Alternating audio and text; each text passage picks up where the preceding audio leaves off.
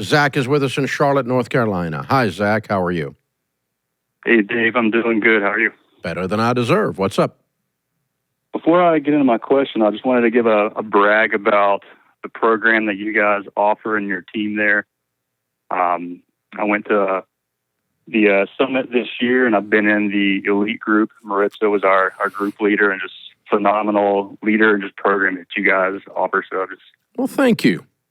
So you're making some progress in your business then? yes, sir. Good. So Well, that's what we're here for.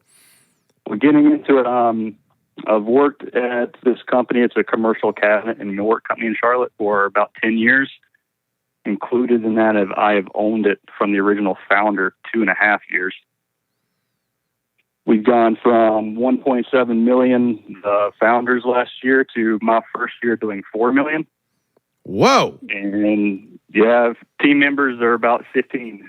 So business has been good. You're stepping and fetching. Way to go, man.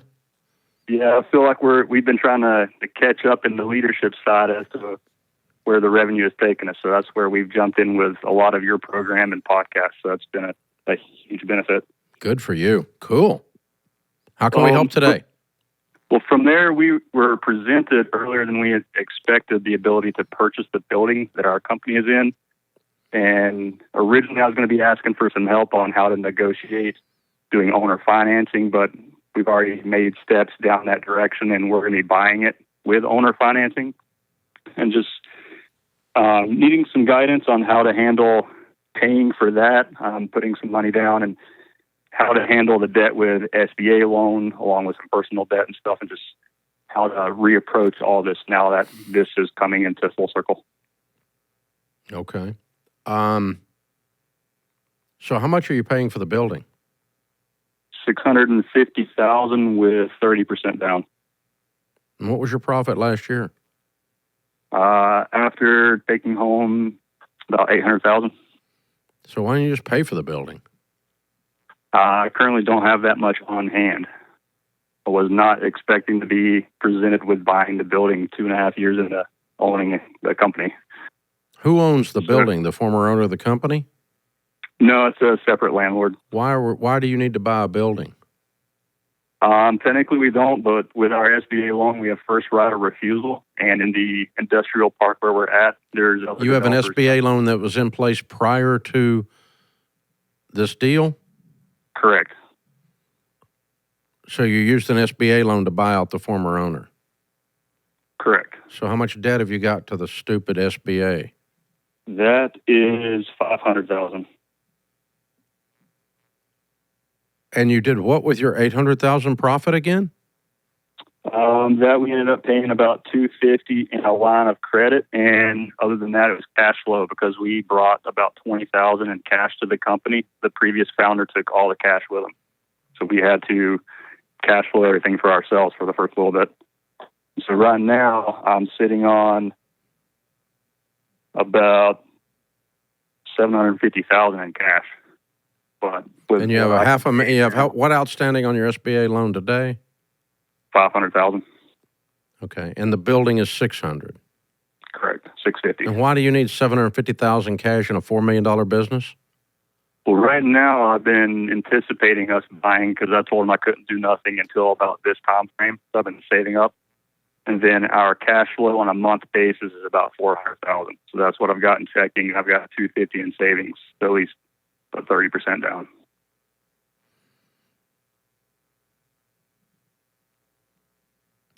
So you're using your 750 as 400 of it you're using for basically your own line of credit to run a month's of expenses while you're waiting on your receivables to come in.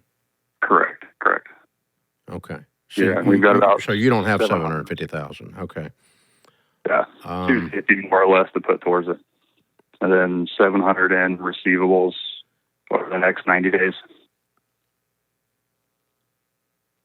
Okay, so all right. All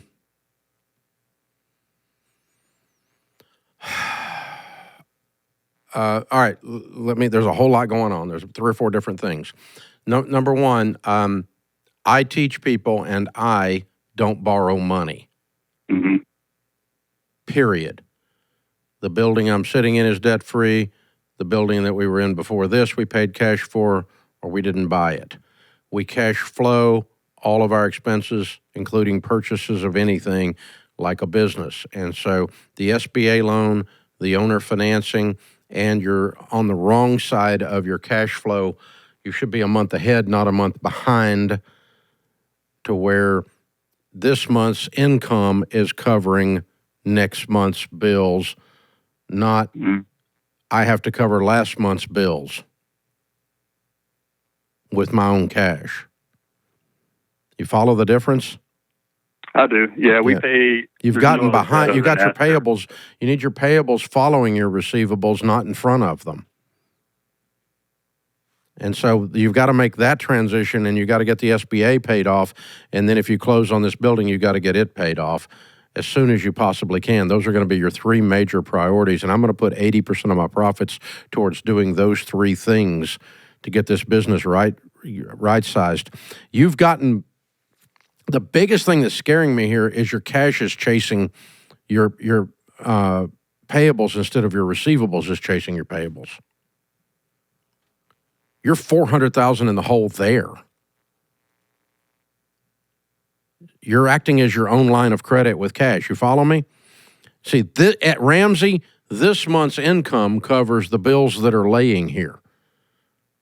Mm-hmm. I don't use my emergency fund. I don't use my retained earnings to cover bills. I've got income coming in this month to cover this month's bills.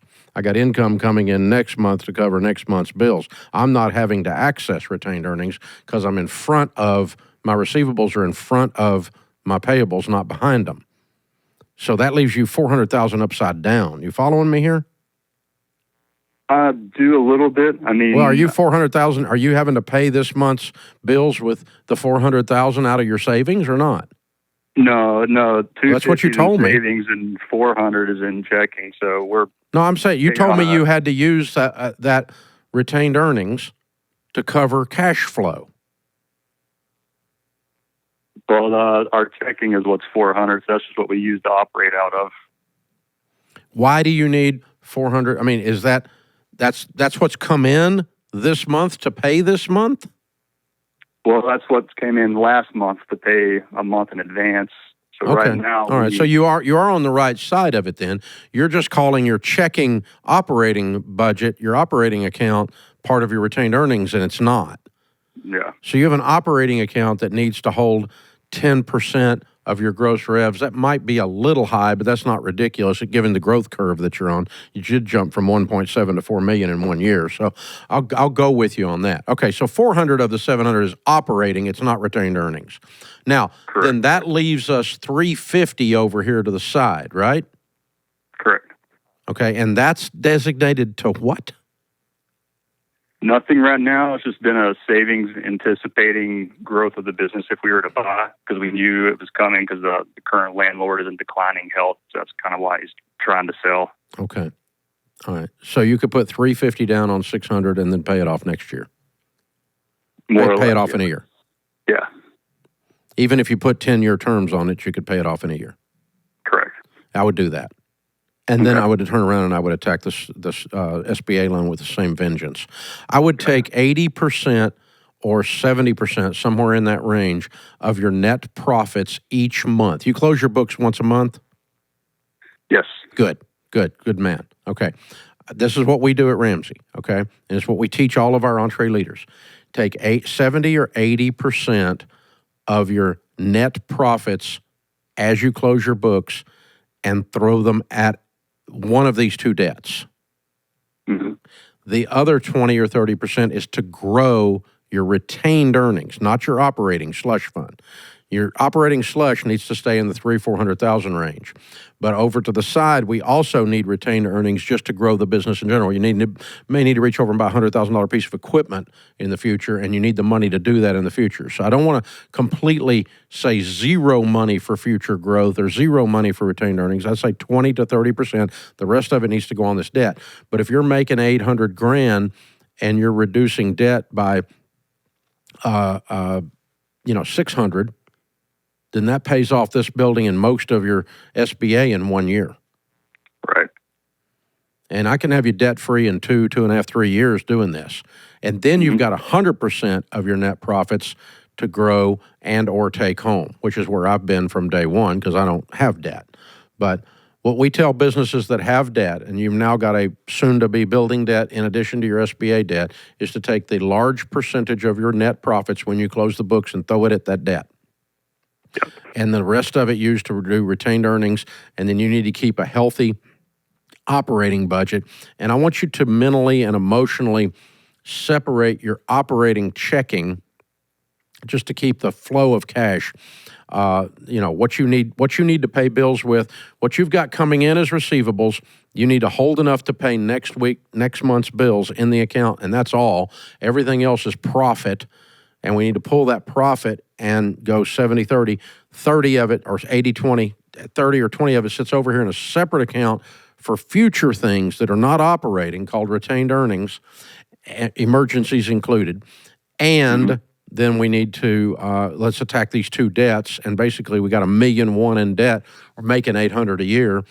And if we start taking 80% of that, we can be clear in 2 years. Is that making sense? Sure does. Yeah. You'll have some taxes out of that, so that won't be exactly right, but that's close. And you're doing a good job. You had a pretty good structure on this. I think we were using different words to describe it, but also you might be a little bit primitive in your accounting usage on this. You may want to beef up a little on that with a good controller or a good CFO. You're at that stage. You've moved from treadmill, Pathfinder, maybe even into Trailblazer stage at this point. So you need to look at that and start thinking about, like you said, you're adding leadership layers now. That definitely puts you in the Pathfinder, edging towards Trailblazer and getting everybody on the same stage here. So you're moving through the 5 stages properly. Very well done. And yeah, this is studly, man. To go from $1.7 million to $4 million in 1 year, boom. Nice job, Zach. Now, let's beef up our sophistication on handling the flow of cash, and then let's quit using debt. No more debt after this. I wouldn't have done either one of these debts. I would have told you to work around it, but we're there today. I'm not going to shame you for that, but we're there. So let's knock them out as fast as we possibly can. Folks, I leased the building for 5 years. The first building we were in that we bought, the others were just leased. I moved into a building with a lease with an option. I had a 5-year lease with an option to purchase.